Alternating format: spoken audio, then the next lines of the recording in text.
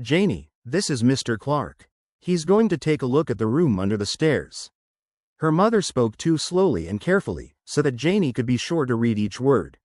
She had told her mother many times that she didn't have to do this, but her mother almost always did, even in front of people, to her embarrassment. Mr. Clark kept looking at Janie intently. Maybe, because of the way her mother had spoken, he suspected she was deaf. It would be like her mother not to have mentioned it. Perhaps he was waiting to see if she'd speak so that he could confirm his suspicion.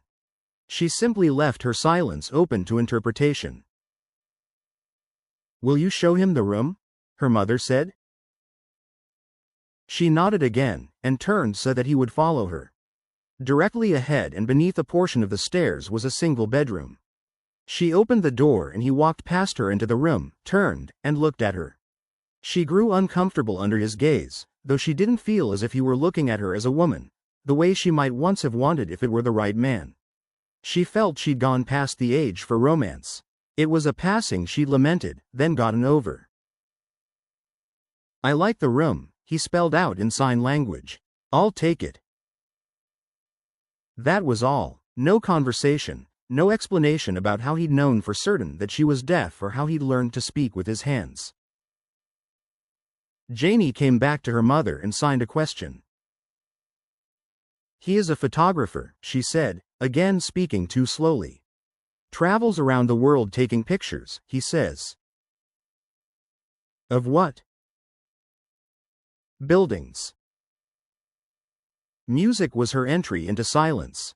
She'd been only 10 years old, sitting on the end of the porch above the steps, listening to the church choir. Then she began to feel dizzy, and suddenly fell backwards into the music. She woke into silence nights later, there in her room, in her bed. She'd called out from her confusion as any child would, and her mother was there instantly. But something sounded wrong, or had not sounded, except inside her where illness and confusion grew. She hadn't heard herself, hadn't heard the call she'd made, "Mama."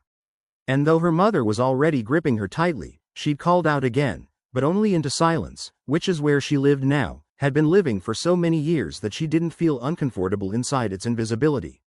Sometimes she thought it saved her, gave her a separate place to withdraw into as far as she might need at any given moment, and there were moments when she needed to retreat into silence. The floor had always carried her mother's anger. She'd learned this first as a little girl when her mother and father argued. Their words might not have existed as sound for her, but anger always caused its own vibration. She hadn't been exactly sure why they argued all those years ago, but sensed, the way a child will, that it was usually about her. One day her mother found her playing in the woods behind their house, and when she wouldn't follow her mother home, her mother grabbed her by the arm and dragged her through the trees. She finally pulled back and shouted at her mother, not in words but in a scream that expressed all she felt in one great vibration. Her mother slapped her hard across her face.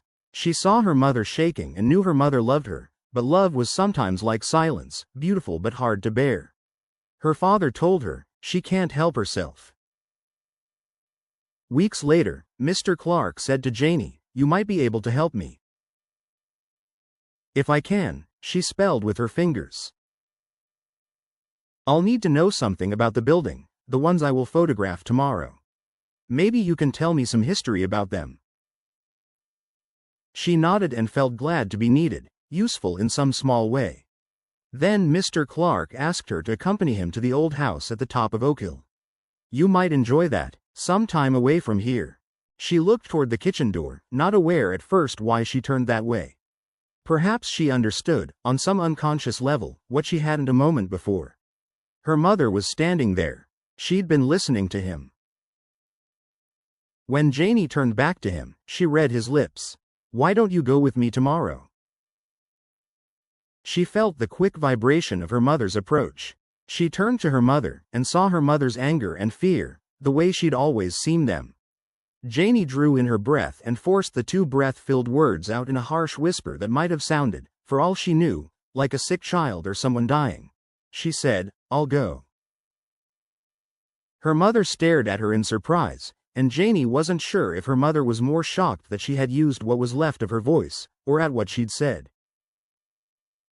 "You can't," You just can't, her mother said. I need you to help me with some things around the house tomorrow. No, she signed, then shook her head. You don't. You know good and well I do.